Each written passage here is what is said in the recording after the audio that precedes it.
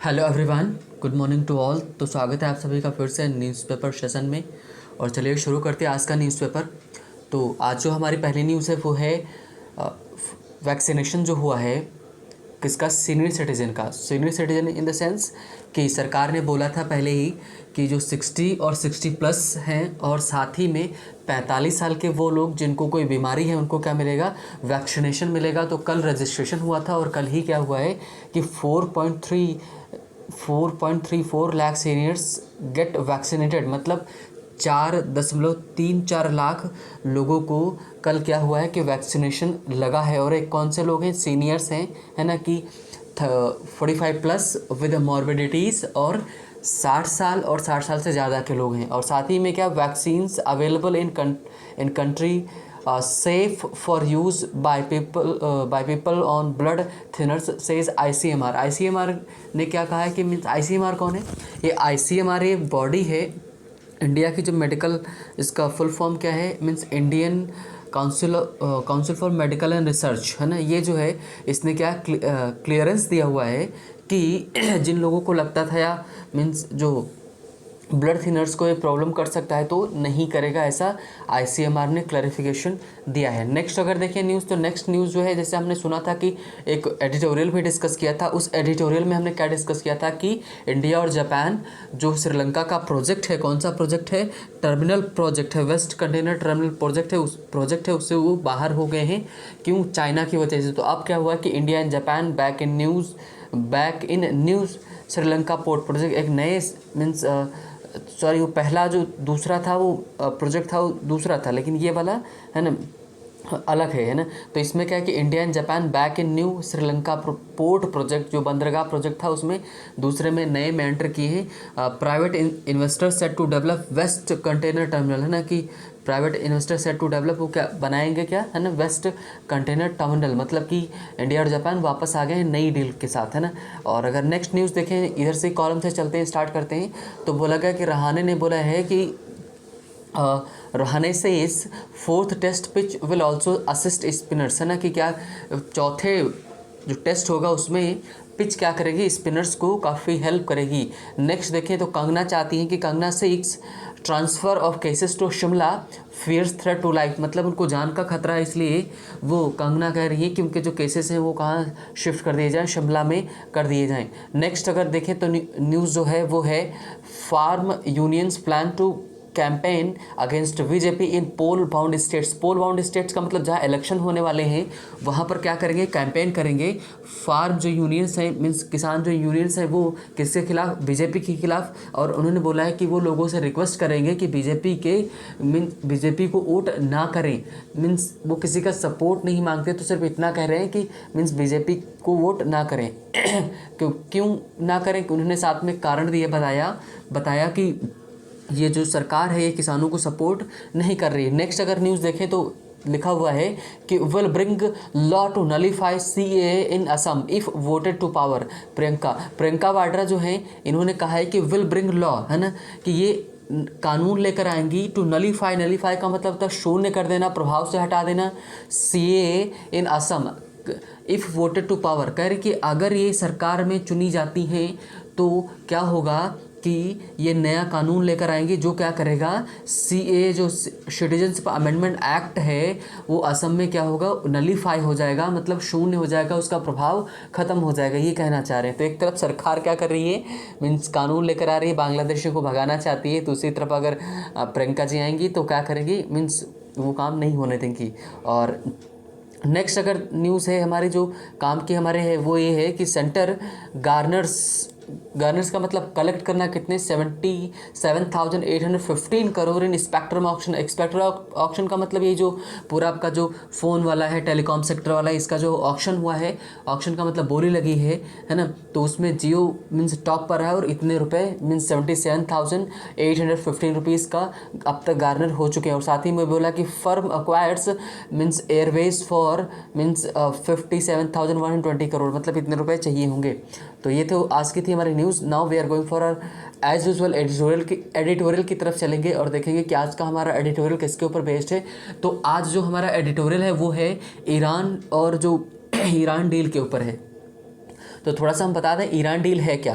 तो Iran deal basically है क्या कि अभी तक मीन्स ये होता था कि जिनके पास मीन्स न्यूक्लियर वेपन जो हैं वो जिन लोगों के पास ऑलरेडी हैं वो वही रख सकते हैं, नया कोई नहीं बना सकता है। क्योंकि अगर मीन्स इंडिया में भी बात करें तो इंडिया में आई थिंक 1978 में मीन्स न्यूक्लियर एक बार पोखरण परीक्षण हुआ था तो असफल रहा। फिर मीन्स लगभग 1998 तक आते आते फिर इंडिया में मीन्स परीक्षण किया गया न्यूक्लियर पावर का और सफल रहा। उस समय भी इंडिया के ऊपर मॉनिटरिंग चल रही थी कि मीन्स इसलिए मॉनिटरिंग चल रही थी कि कहीं क्या हो कि वो न्यूक्लियर ना बना लें, है न्यूक्लियर पावर ना बना लें। कहने का मतलब है कि यूएस क्या चाहता है कि जिनके पास न्यूक्लियर पावर ऑलरेडी पहले से है सिर्फ वही रखे, नया कोई ना बनाने पाए। तो इसी के चलते मीन्स हुआ क्या था कि जो ईरान है वो न्यूक्लियर पावर बना रहा था, न्यूक्लियर मीन्स बॉम्ब बना रहा था, न्यूक्लियर बॉम्ब। तो उसके ऊपर सैंक्शंस लगाए गए थे, प्रतिबंध लगाए गए थे। तो प्रतिबंध लगने का मतलब क्या होता है, ना तो आप उनसे व्यापार कर सकते हैं, जैसे अगर ईरान पर सैंक्शंस लग जाएंगे तो सैंक्शंस लगने का सीधा मतलब है कि मीन्स फिर आप वहाँ से ना तो तेल ले सकते हो, जैसे ही सैंक्शंस लगे तो इंडिया ना तो वहाँ से तेल ले सकता है, ऑयल नहीं ले सकता और साथ ही में व्यापार नहीं कर सकता, बड़ी बड़ी इन्वेस्टमेंट वहाँ नहीं हो सकते। तो मतलब प्रतिबंध लग जाते हैं, उसका आवागमन जो पूरा का पूरा जो व्यापार है वो बंद हो जाता है। तो जब किसी कंट्री का व्यापार नहीं होगा तो ठप हो जाएगा, उसकी इकॉनमी गिर जाएगी। तो मीन्स वही है कि बोला गया कि तो हुआ ये था कि पहले मीन्स एक अग्रीमेंट हुआ कि भाई चलो नहीं बनाएंगे, और मीन्स ये कर दिया गया कि जो ईरान के पास लगभग 10,000 किलोग्राम का जो मीन्स यूरेनियम था, बोला गया उसको घटा करके 300 किलोग्राम कर दिया जाएगा। और जो सेंट्रीफ्यूज थे जो कि मेन मशीन होती हैं बॉम्ब बनाने में वो 19,000 थी, उसको बताया गया कि 5,000 कर दिया जाएगा, क्योंकि इतने में मीन्स बॉम्ब नहीं बन सकता है ना। तो मीन्स ये अग्रीमेंट किया गया था ओबामा के टाइम पर। लेकिन जैसे ही मीन्स कौन आया, ये भाई साहब आए, ट्रम्प साहब, इन्होंने वो डील को तोड़ दिया और उनके ऊपर प्रतिबंध लगा दिए। तो वही बोला गया कि reviving the Iran deal. Reviving का मतलब पुनर्जीवित करना, किसको, ईरान डील को पुनर्जीवित कर देना, मतलब उसमें चीज़ें सही कर लेना। तो बोला ये कि Biden needs to seal the nuclear deal, कि बाइडेन नीड्स मतलब बाइडेन को ज़रूरत है कि सील का मतलब बंद कर दें उसको, मीन्स मोहर उसके ऊपर लगा दें न्यूक्लियर डील के ऊपर, है ना, कि करें कि before hardliners gain the upper hand in Iran. Hardliners का मतलब कोई और हथियार, हार्डलाइनर्स का मतलब होता है कि जैसे जो घात लगाए बैठा हो कि मीन्स एकदम हमको अगर चांस मिला तो हम इस डील को मीन्स नहीं करेंगे, हम न्यूक्लियर पावर बनाएंगे ही, है ना। तो हार्डलाइनर्स उनको बोलते हैं, मतलब जो एक तरफ कट्टर टाइप का हो उसको बोलेंगे। Before hardliners gain the upper hand in Iran. Upper hand का मतलब कि कंट्रोल इन ईरान, क्यों, क्योंकि ईरान में इलेक्शन होने वाले हैं। तो वही बोला गया कि हार्डलाइनर्स, मान लो कि कोई जो इलेक्ट होकर कोई नया आया और मीन्स ये वो डील करना ही नहीं चाहता, तो ईरान के लिए भी ख़राब होगा और बाकी लोगों के लिए भी ख़राब हो जाएगा, है ना, क्योंकि जो उसे आयात निर्यात कर रहे हैं उनके लिए। तो वही कह रहे हैं कि बाइडेन को ज़रूरत है कि तुरंत जो न्यूक्लियर डील है उसके ऊपर मोहर लगाएं, बगैर मीन्स बिफोर कोई और आ जाए, मीन्स इलेक्शन से चुन करके। बोला कि US president Joe Biden attempts to revive the joint comprehensive plan of means जिसको शॉर्ट में JCPOA, है ना, better known as the Iran deal, have not seen any breakthrough with sides waiting for the other to blink, है ना।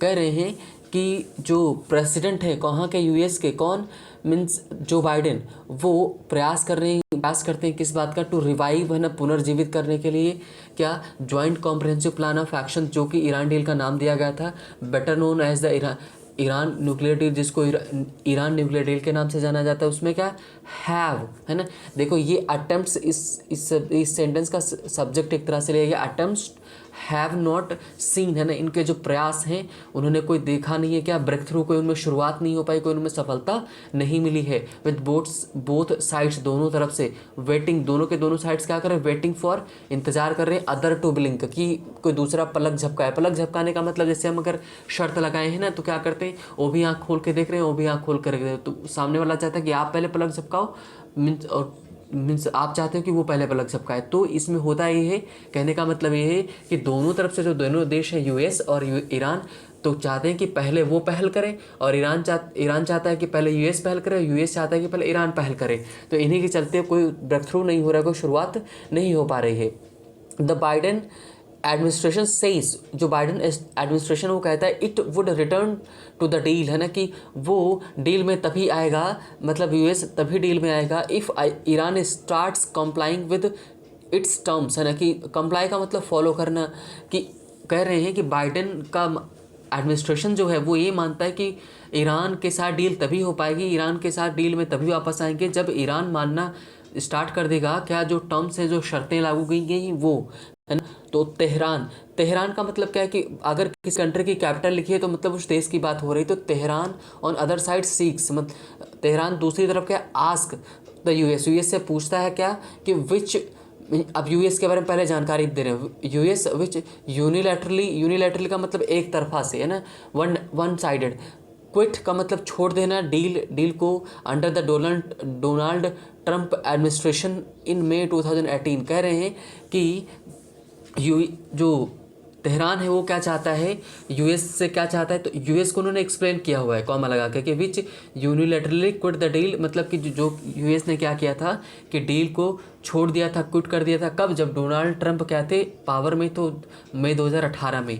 तो यहाँ से आपको जोड़ना है, आपको यहाँ से जोड़ना है कि ask US to return to the agreement first and lift the sanction on Iran, कह रहे हैं। अच्छा, अब वही बात आ गई कि तेहरान क्या चाहता है, जो ईरान की कैपिटल है वो तेहरान ये चाहता है कि पहले यूएस डील में आए और क्या करे, पहले लिफ्ट करे, लिफ्ट का मतलब हटाना, क्या हटाए, सैंक्शंस, प्रतिबंध हटाए, है ना, किसके ऊपर से, ईरान से, है ना, तभी चीज़ें हो सकती हैं।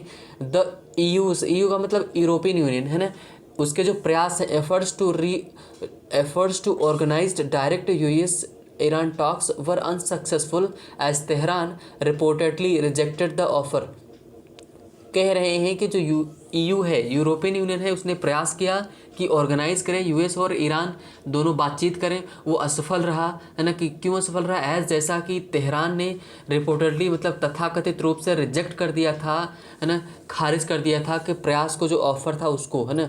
और नेक्स्ट अगर देखें लाइन, तो बोला गया कि दिस ईरान, और ही बता रहे हैं कि Iran has also accelerated, accelerated का मतलब बढ़ाना होता है, तो ईरान हैज़ एक्सीलरेटेड, ईरान ने बढ़ा दिया है क्या, इट्स न्यूक्लियर प्रोग्राम, कि न्यूक्लियर प्रोग्राम को बढ़ा दिया, मतलब वो कि न्यूक्लियर प्रोग्राम बना रहा है, मतलब न्यूक्लियर बॉम्ब बना रहा है। दिस गेम ऑफ चिकन, अच्छा क्यों नहीं बनाना चाहते कि दुनिया सेफ रहे, इसलिए मान लो ईरान ने न्यूक्लियर बना लिया, कुछ भी झगड़ा हुआ बोलेगा हम चला देंगे, तो क्या करेंगे फिर, तो दुनिया का विनाश हो जाएगा।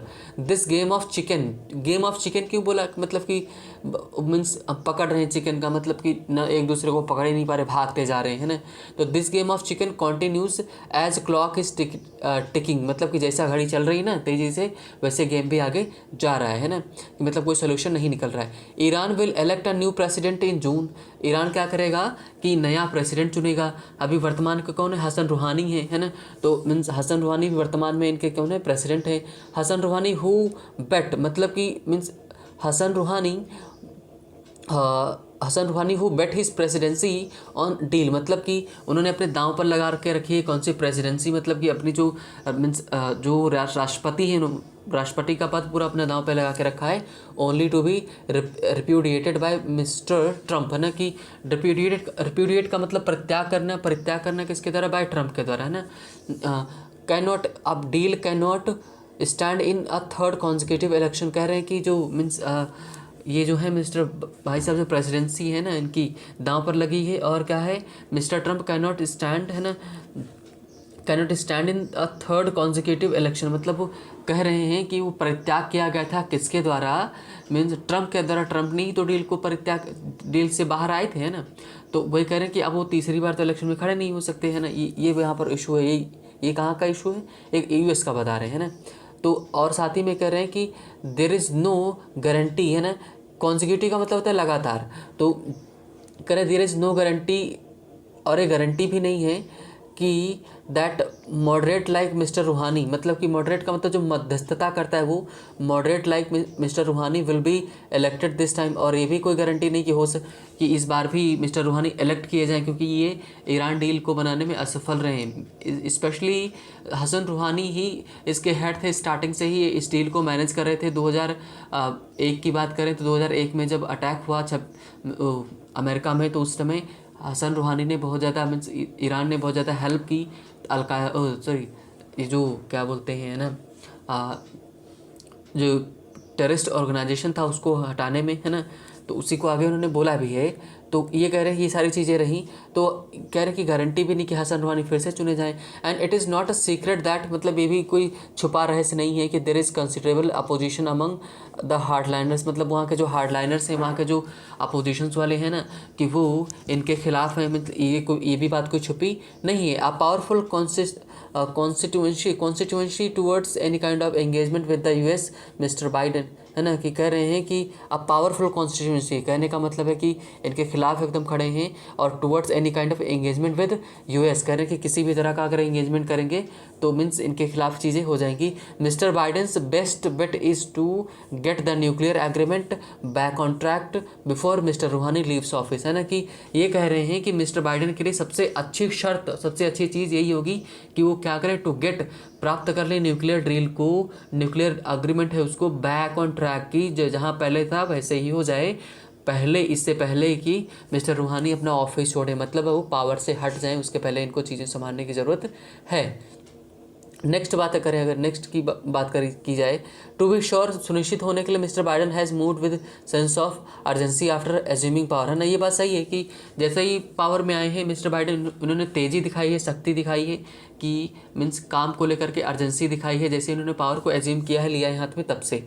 और ही appointed a special envoy, envoy का मतलब दूत होता है ना, फॉर ईरान, ईरान के लिए इन्होंने एक स्पेशल दूत को इलेक्ट किया, शोड और दिखाया साइन ऑफ रीबैलेंसिंग, कि वो फिर से संतुलन बना रहे हैं, किसमें, ties with Saudi Arabia, Saudi Arabia के साथ। एंड सेंट क्लियर सिग्नल्स, साफ साफ एकदम संकेत दिए टू तेहरान को अबाउट अमेरिकाज डिज़ायर, है ना, कि अमेरिका की क्या इच्छा है, to get back to the deal, की वो डील में फिर से वापस आना चाहते हैं। कहने का मतलब है कि बाइडेन जैसे ही पावर में आए, उन्होंने तेज़ी दिखाई कि, और ये इशारा किया, नया दूत वहाँ पर मीन्स अपॉइंट किया, और ये इशारा किया वो फिर से डील में आना चाहते हैं। But these actions do not seem to be enough to rebuild the trust after acrimonious Trump years. Acrimonious का मतलब क्या होता है? एक्रीमोनियस का मतलब होता है कि शत्रुतापूर्ण।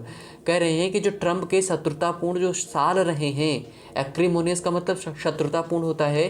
कह रहे हैं कि मीन्स कि ये जो एक्शंस लिए गए हैं किसके द्वारा, बाइडेन के द्वारा, ये पर्याप्त नहीं है कि वो फिर से बना सकें, भरोसा जीत सकें किसका, है ना, कि वो चीज़ें जो टूट गई थी, भरोसा टूट गया था, वो कैसे भरोसा टूटा, कैसे टूटा कि जो ट्रम्प के इतने साल रहे, जो शत्रुतापूर्ण साल रहे, उसके बाद भरोसा गेन करना इतना आसान नहीं है। Some of Iran's concerns are genuine, writer कह रहा है कि कुछ जो भाई ईरान की बातें हैं सही हैं, उसके जो चिंताएं हैं एकदम क्लियर हैं, साफ साफ है, सच में भी सही हैं। आफ्टर द सितंबर 11, है ना, कि 2001 टेररिस्ट अटैक, मतलब कि जो 11 हुआ था आपका, है ना, कि सितंबर में जो क्या बोलते हैं अटैक हुआ था, है ना, तो कहने का मतलब ये है कि अमेरिका की बात कर रहे हैं। अमेरिका में कहने का मतलब कि 9 अगर बात करें कि अगस्त सितंबर, हाँ, कि सितंबर अगर बात करें, है ना, तो जो 9/11 था, 9/11 अटैक जो हुआ था, 9/11 का मतलब 9/11 ये अमेरिका में अटैक जो हुआ था, टेररिस्ट अटैक हुआ 2001 में। Iran had cooperated with US, Iran ने किसके साथ कोऑपरेट किया? यूएस के साथ, है ना, मतलब उस समय इसने साथ दिया, जब अमेरिका में अटैक हुआ ईरान ने इनका साथ दिया। In the war against the Taliban, Taliban के अगेंस्ट इनको क्या किया, मीन्स अमेरिका की बहुत ज़्यादा हेल्प की। But once the Taliban were driven out of power, मतलब तालिबानी को जब ख़त्म कर दिया गया, पावर से हट गए, द बुश एडमिनिस्ट्रेशन, उस समय बुश कौन थे? बुश वहाँ के प्रेसिडेंट थे। बुश ने क्या किया? जॉर्ज बुश, है ना, Bush administration branded Iran as a part of, है ना, टेक एक्सिस ऑफ एविल। भाई जैसे ही एविल, ईरान ने उनका साथ दिया किसको? तालिबानियों को हटाने में, और तालिबानी जैसे ही हट गए तैसे ही क्या कर दिया? बुश ने इनके ऊपर टैग लगा दिया ईरानियों के ऊपर कि ये क्या है? एक्सिस ऑफ एविल, मतलब कि बुराइयों का ये क्षेत्र, बुराइयों का ये केंद्र है। Along with Iraq and North Korea, इन सबको सब उन्हीं कैटेगरी में रख दिया, है ना, बोल दिया कि ये सब टेररिस्ट वगैरह को सपोर्ट करते हैं। As president Barack Obama offered diplomacy, है ना, कि जैसा कि फिर आए प्रेसिडेंट ओबामा, है ना, कि उन्होंने ऑफ़र किया क्या? डिप्लोमेसी, मतलब राजनीतिक, डिप्लोमेट, चीज़ें सेट हो जाएं, चीज़ें सही हो जाएं, है ना, कूटनीतिक वाला काम किया। और पॉलिसी लेकर के आए। The Iranians grabbed the opportunity, और ईरानियन ने क्या कर लिया कि उसको जो अपॉर्चुनिटी थी, अपॉर्चुनिटी का मतलब जो मौका था उसको ग्रैब कर लिया, पकड़ लिया है ना, means leading the signing off JCPOA है ना, जॉइंट कॉम्प्रहेंसिव प्रोग्राम जो था उसको क्या कर लिया इन्होंने, जिसको ईरान डील के नाम से जाना जाता है, 2015 में उसमें शामिल हो गए, उसको एक्सेप्ट कर लिया। And Iran was fully compliant with agreement when mister Trump put the US out of it है ना। कह रहे हैं कि जो ये जिस समय ट्रंप ने क्या किया कि ईरान डील को ख़त्म किया, उस समय ईरान पूरी तरह से फॉलो कर रहा था है ना। और साथ ही में क्या है कि बताया गया, so Iran would seek some consistency in US policy. कह रहे हैं कि इसलिए ईरान चाहेगा कि कंसिस्टेंसी बने, मतलब कि थोड़ा सा नियमितता हो, कि कोई दूसरा पावर में आए तो उसको हटा दे तो क्या मतलब, वो परेशान हो जाएगा फिर से। But Iran is also in tough spot, Iran भी क्या है एकदम कठिन परिस्थिति में है, संकट में है। हिट बाय सैंक्शंस, प्रतिबंध उसके ऊपर लगे, उसका बहुत नुकसान हुआ। एंड डिवास्टेटिंग COVID-19 आउटब्रेक, मतलब कि वहाँ पर ईरान में भी तो मीन्स कोरोना तो हर जगह फैला हुआ है ना। डिवास्टेटिंग का मतलब बद से बदतर कर देना सिचुएशन को। इट्स इकॉनमी इज़ ब्लीडिंग, मतलब उसकी इकॉनमी क्या ब्लीड हो रही, मतलब एकदम धराशायी हो रही है। It had voluntarily crack down on protest in 2019-20, मतलब ईरान ने साथ ही में वॉलेंट प्रोटेस्ट जो हुए थे उनको क्रैकडाउन का मतलब होता है कार्रवाई करना उनके ऊपर की 2019-20 में। और the embers of which are still burning, मतलब एम्बर्स का मतलब लपटें जो हैं, किसकी लपटें, कि जो वही प्रोटेस्ट हुआ था उसके अभी भी क्या है स्टिल बर्निंग, जल रही है ना। It's regional operations took a hit after means इसके जो रीजनल ऑपरेशंस थे इसने चलाए, उसमें हिट हुआ, इसमें भी उसका नुकसान हुआ। After Qasem Soleimani was assassinated by the US है ना इन जनवरी 2020, मतलब जनवरी 2020 में जो ये कासिम सुलेमानी थे, जो एक इनकी सेना थी, उसके जो हेड थे वो भी मारे गए है ना। तो ऑपरेशन चलाया किसने, US ने। इट्स असेट, जो भी इसकी बची हुई चीज़ें सीरिया में एसेट्स हैं, आर अंडर क्या है repeated air strike by Israel. Israel क्या कर रहा है, इसके ऊपर अटैक कर रहा है सीरिया में है ना, तो भी उसका नुकसान हो रहा है। Last week the US had also bombed pro Iranian militants in Syria. तो लास्ट वीक पिछले सप्ताह क्या हुआ, US ने भी क्या किया था, बॉम्ब गिराया था किसके, pro Iranian militants in Syria में जो थे उनके ऊपर, क्योंकि सीरिया में जो इनके आर्मी है ना हेल्प कर रही है इस वजह से। तो कहने का मतलब है कि राइटर थोड़ा सा ना लिबरल हो रहा है बहुत ज़्यादा है ना, अगर जहाँ तो मुझे लग रहा है ना। But both sides are under pressure, कह रहे हैं कि दोनों के दोनों साइड्स क्या है अंडर प्रेशर में है ना। और बोथ साइड्स नीड डील, दोनों साइड्स क्या कर चाहते हैं, डील करना चाहते हैं। तो US wants to scuttle Iran, US scuttle का मतलब रोकना चाहता है किसको, ईरान की जो न्यूक्लियर प्रोग्राम है उसको। And Iran wants relief from sanctions, और ईरान साथ में क्या चाहता है कि वो आराम चाहता है, रिलीफ चाहता है, उसके ऊपर प्रतिबंध हट जाएं। They should stick to diplomatic path for the breakthrough है ना। कह रहे हैं कि डिप्लोमेटिक तरीके से इनको सुलझाना पड़ेगा चीज़ों को, कूटनीतिक तरीके से नीति बना करके इनको चीज़ें सुलझाना पड़ेगा। और मीन्स उनको स्टिक रहना पड़ेगा, मतलब पालन करना पड़ेगा, जो नियम बनेंगे उनको, दोनों लोगों को ये बात कर रहे हैं है ना, ये बताया गया। अच्छा, ये वजह इसका क्या है कि मीन्स US क्यों परेशान है, क्यों, क्योंकि अगर ईरान के पास भी न्यूक्लियर पावर हो जाएगा तो फिर ईरान डरेगा क्यों, मीन्स क्यों डरेगा भाई US से, क्योंकि उसके तुम्हारे पास भी पावर है, उसके पास भी पावर, आप करोगे अटैक वो भी करेगा है ना। तो इस वजह से ये US इसको रोकना चाह रहा है। और मीन्स US और ईरान इसलिए बनाना चाह रहा है कि मीन्स ताकि वो भी लोगों को डरा धमका सके, सारी चीज़ें कर सके। तो एक तो बात सही है कि ईरान जो टेररिज्म को थोड़ा सा सपोर्ट करता है, जो सीरिया वगैरह में अपनी सेनाएं वगैरह भेजता है, और जो US और इजराइल हैं दोनों बहुत ही पक्के मित्र हैं, मीन्स इंडिया के भी रिलेशन इजराइल के साथ काफ़ी अच्छे हैं है ना। तो ये इंटरनेशनल रिलेशंस के ऊपर बेस्ड था आज का हमारा एडिटोरियल है ना। तो आज यहीं पर रोकते हैं और मिलते हैं नेक्स्ट डे विद नए सेशन में है ना। अच्छा, मीन्स ये भी हो सकता है कि मीन्स इस 12 तारीख तक मीन्स एक्चुअली मुझे कुछ काम है और साथ ही में मेरे एग्ज़ाम्स भी होने वाले हैं, तो इस वजह से हो सकता है कि बीच में गैप हो जाए, तो उसके लिए मैं मीन्स सॉरी क्षमा चाहूँगा है ना। और थोड़ा सा मीन्स वॉइस की वजह से भी इशू हुआ, तो उसके लिए भी sorry. And thank you for watching the video, and मिलते हैं नेक्स्ट सेशन में।